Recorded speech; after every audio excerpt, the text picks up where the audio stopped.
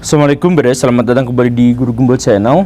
Dulu ketika saya belum memiliki manajer profesional, di WA saya itu ada yang mampir, seorang mbak-mbak yang sangat sopan.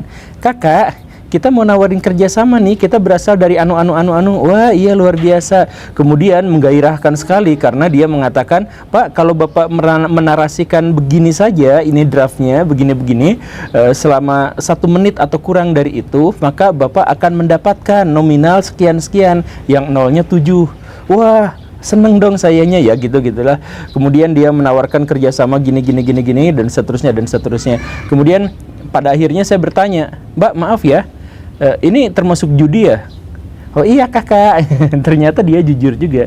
Jadi kalau misalkan ada influencer yang mengatakan bahwa saya tidak tahu sedang mempromosikan judi, saya sih nggak kepikiran, soalnya kalau pengalaman saya, nggak tahu yang lain, tapi kalau pengalaman saya pas saya tanya ini judi nggak, ternyata dia juga bilang oh iya judi gitu ya. Jadi walaupun nominal tawarannya cukup besar, maka saya menolak itu karena saya adalah pro Pak Haji Rhoma Irama yang mengatakan bahwa uang judi najis tiada berkah, dan kita mengetahui faktanya bahwa di Indonesia ada banyak sekali orang-orang yang terjerat pada judi online dan kemudian rumah tangganya hancur, ekonominya hancur, karirnya hancur, dan banyak cerita-cerita seperti itu. Dan kalau misalkan kita berbicara bukan soal kasus per kasus, kita melihat datanya, maka ada sesuatu yang unik di sini.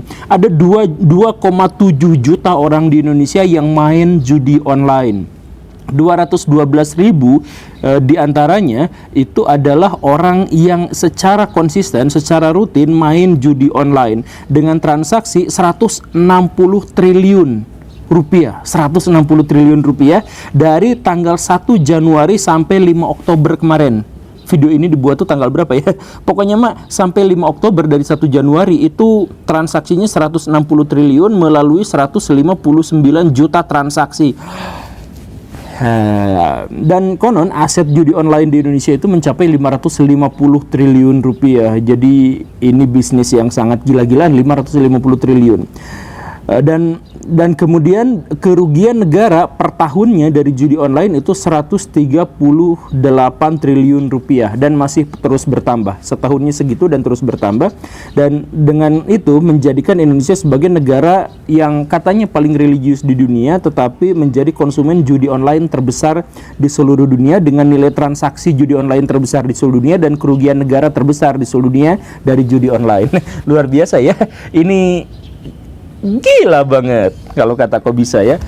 Jadi dengan hal yang seperti itu kita harus bertanya-tanya bagaimana ceritanya ada orang-orang yang begitu keranjingan pada judi online sampai nilai transaksinya segitu, kerugiannya segitu. Simak videonya sampai tuntas, yuk kita mulai.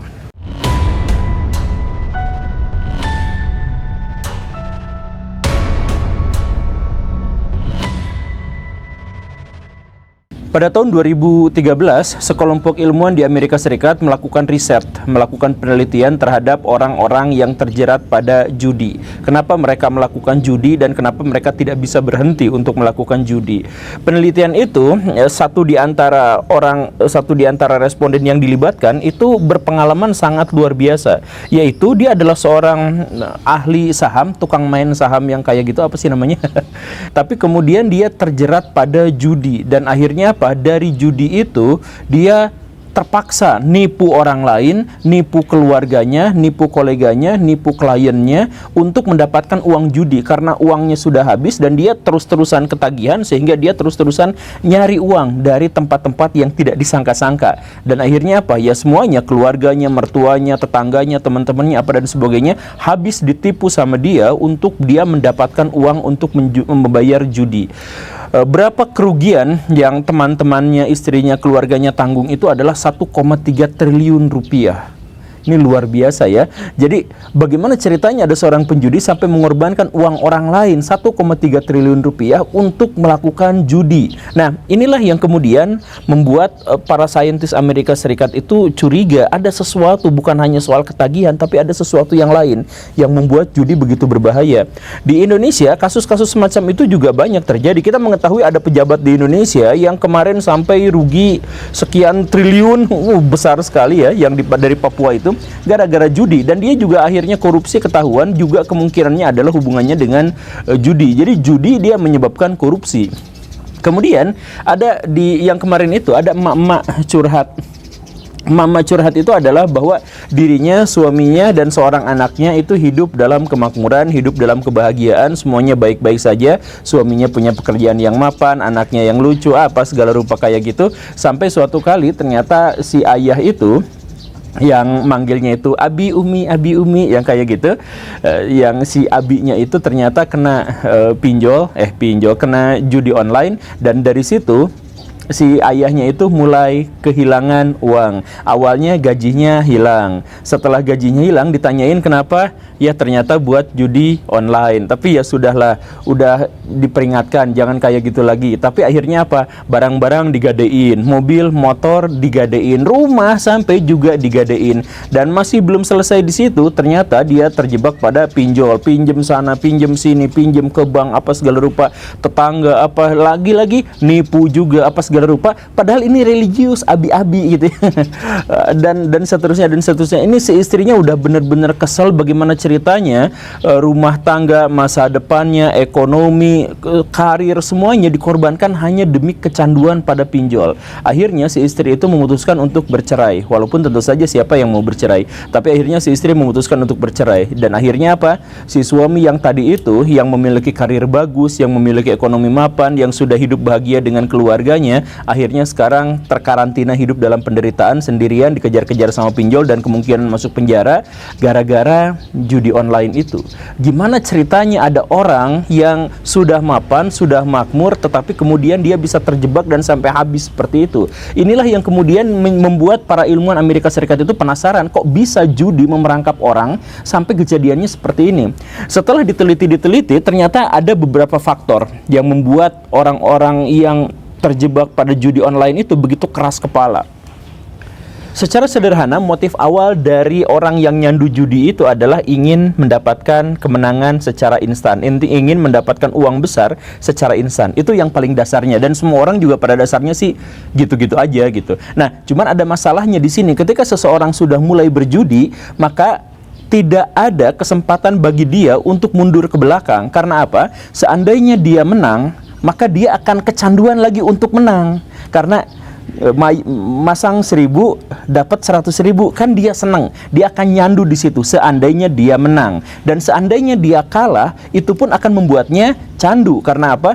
Pas dia kalah, masang 100.000 terus hilang sama sekali, atau misalkan dia cuma dapat 1.000 perak berikutnya dan seterusnya, maka dia akan, aduh kapan saya menang, atau kapan saya bisa membalas, atau saya memberikan kompensasi atas kekalahan saya. Jadi harus saya masang terus agar saya nanti menang untuk bisa membayar kompensasi itu gitu.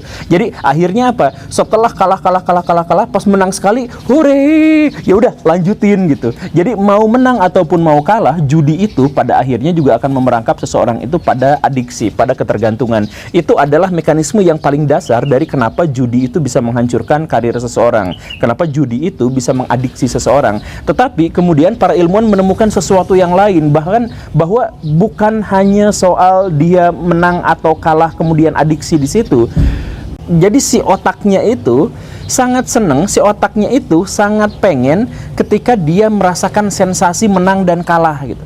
Jadi ketika kita masang itu, ada hormon-hormon yang bergejolak di dalam otak itu. Hormon kesenangannya itu bergejolak, deg-degan apa segala rupa gitu. Ibarat kalau misalkan Baraya suka sama nonton bola atau suka sama tim kesayangan berlaga gitu, Baraya itu kan deg-degan menang atau kalah gimana atau gimana. Nah itu tuh Baraya tuh sangat menantikan hasilnya bagaimana gitu. Nah si otak juga bekerja dengan seperti itu. Jadi ketika Baraya main judi dan sebagainya, baik ketika Baraya tahu bahwa Baraya kemungkinan besar akan kalah, maupun Baraya percaya bahwa Baraya akan menang, itu tetap saja membuat si otak itu merasa nyaman gitu.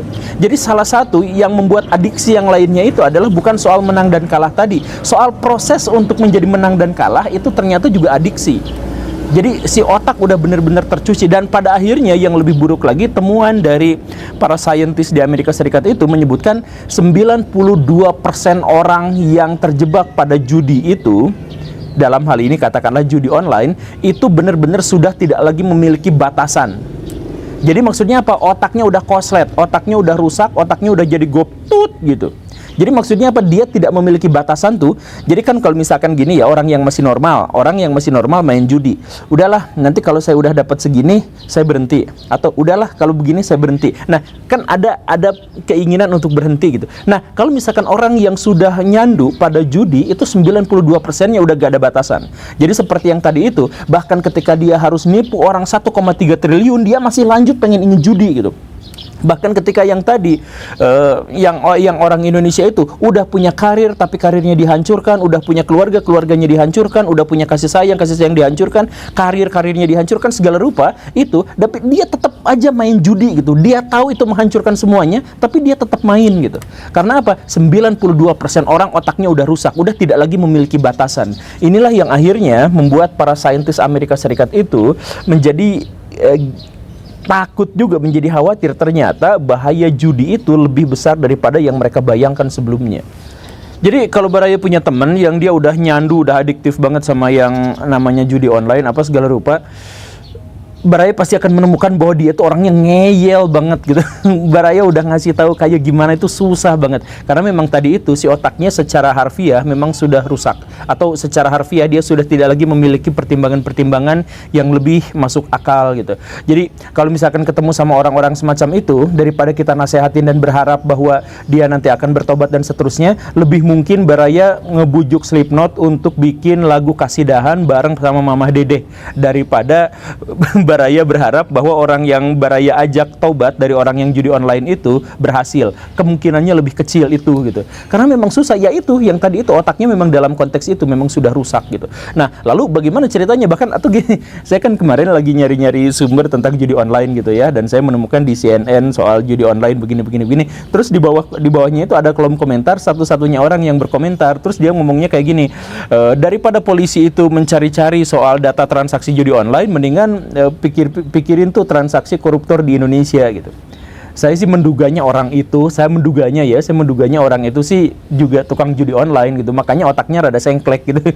Ya, kan berita itu sedang menceritakan transaksi judi online, kemudian dia komen, daripada transaksi judi online mendingan bahas tentang korupsi di Indonesia. Lah kan konteksnya tentang judi online, berita itu tentang judi online, ngapain juga dia tiba-tiba langsung daripada kesini mendingan kesini gitu.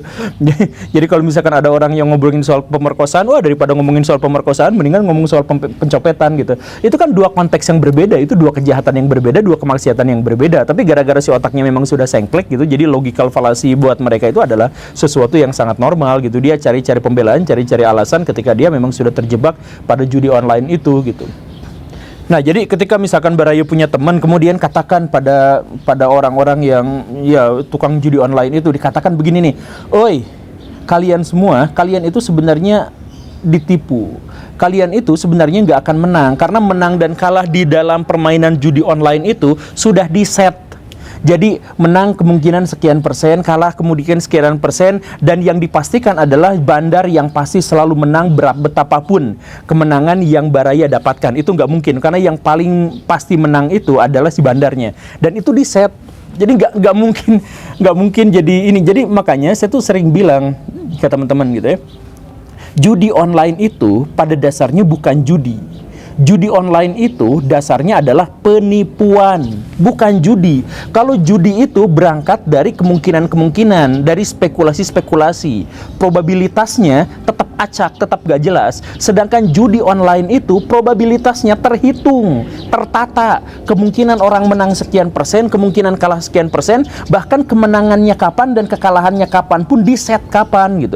Jadi menciptakan belenggu adaptif gitu, menciptakan belenggu di mana kita itu merasa nyaman, merasa enak, merasa bisa menyesuaikan diri dengan sini, dengan kemaksiatan, lalu masuk ke situ, kita gak tahu, dan kemudian kita benar-benar terjebak aja di situ sampai akhirnya duit kita habis sama sekali oleh itu. Dan apakah si bandar-bandar itu bisa berempati kepada orang-orang yang telah dirusaknya, yang rumah tangganya hancur, yang negaranya hancur?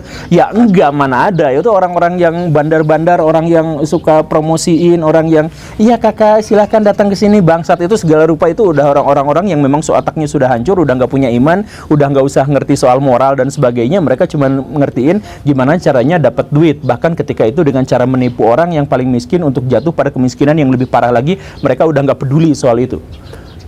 Jadi buat para influencer yang kemarin ikut-ikutan mendagangkan itu, ya please lah, saya tuh pengen nyubit mereka gitu pakai tang buaya gitu. Boleh nggak sih? Atau minimal ada nggak sih nyubit online gitu? Saya nyubit orang ke dia tapi via online gitu. Karena kesel sekali kan, banyak di antara mereka tuh yang sudah tajir melintir, sudah kaya raya, mereka sudah jadi artis, mereka sudah jadi apa, tapi kenapa juga mereka rela untuk mempromosikan sesuatu yang akan menghancurkan karir orang lain, negara orang lain dan sebagainya. Kan merugikan negara iya, merugikan per individu, merugikan keluarga iya.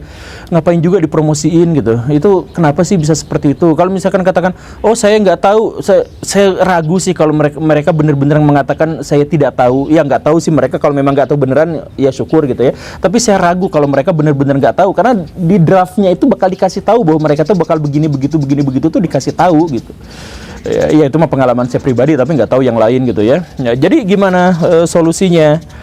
Iya, solusinya saya sih sampai sejauh ini juga relatif atau cenderung gitu ya putus asa kalau misalkan ketemu dengan orang-orang yang seperti itu gitu. Jadi mendingan dikarantina aja. Maksudnya kalau Baraya kenal orang yang seperti itu atau kenal dekat dengan orang yang seperti itu, coba nasihatin baik-baik. Tapi kalau misalkan dia masih ngeyel terus dan seterusnya, mendingan jauhin aja. Sebab kalau misalkan dia udah kecanduan sama judi itu, cepat atau lambat Baraya akan dipinjemin duit sama dia. Baraya namanya akan dicatut untuk dia pinjem online. Nanti Baraya yang diteror gitu ya. Kemudian Baraya juga kemungkinan ditipu, kerabat Baraya kemudian ditipu sama dia untuk bisa agar dia terus-terusan main judi online gitu. Kemungkinannya seperti itu. Makanya mendingan jauhin, karantina, korbankan satu orang itu, jangan sampai dia itu menularkan kepada pihak lain gitu. Mungkin seperti itu sih. Ya walaupun itu gila aja sih promosinya, sampai saya kemarin waktu ya nyari-nyari sumber ini di HP gitu, berita judi online, saya nyarinya berita judi online, tapi laman Google itu semuanya di yang pertama itu judi online gacor, malah dipromosiin saya supaya ikutan ke situ gitu. Saya masuk ke sini, atau misalkan ada streamer gamers gitu yang silakan ini, akhirnya apa, banyak bocil-bocil di Indonesia yang masih kecil-kecil itu akhirnya juga terjebak. Bayangkan masih kecil, ketika mereka duitnya itu masih ditanggung sama orang tua, mereka mulai nyandu sama yang kayak gitu, gimana gedenya? Itu kepikiran nggak sih orang-orang yang influencer yang memperdagangkan itu, nggak kok tega gitu mereka melakukan itu kepada anak-anak kecil gitu, atau misalkan secara keseluruhan bahkan orang-orang besar kok juga kan pada akhirnya menjadi tidak rasional dengan itu gitu. Kan jadi kesal. Atau misalkan ada usul kemarin itu, ya udah gimana kalau misalkan karena transaksi karena transaksi judi online itu sangat besar, karena apa, ya udah kita legalkan aja kayak Malaysia, kayak Thailand, kayak Kamboja. Jangan mikirin supaya aja melegalkan seperti ini, karena sekali lagi judi online itu bukan judi itu penipuan. Judi online itu penipuan gitu. Jadi udah di set menang kalahnya. Kalau udah di set menang kalahnya, itu namanya bukan spekulasi lagi, bukan ala judi lagi. Kita mengiranya judi, kita mengiranya ada kemungkinan kita menang, ada kemungkinan kita kalah, sekian persen dan sebagainya. Iya, kita mikirnya, makanya judulnya judi. Tapi aslinya si bandar itu sudah benar-benar tahu, saya akan dapat penghasilan sekian, saya akan mendapatkan keuntungan sekian, dan dipastikan orang-orang yang itu kalah. Jadi coba siapa di antara Baraya, siapa di antara orang yang kenal orang yang main judi online terus jadi tajir kaya raya karena keuntungannya dapatnya gede gitu? Kan nggak akan ada gitu. Ya tapi saya mau ngebudah kayak gimana pun, kalau misalkan ketemu sama orang-orang yang kayak gitu udah susah. Mereka paling iya tapi terus aja kecanduan gitu.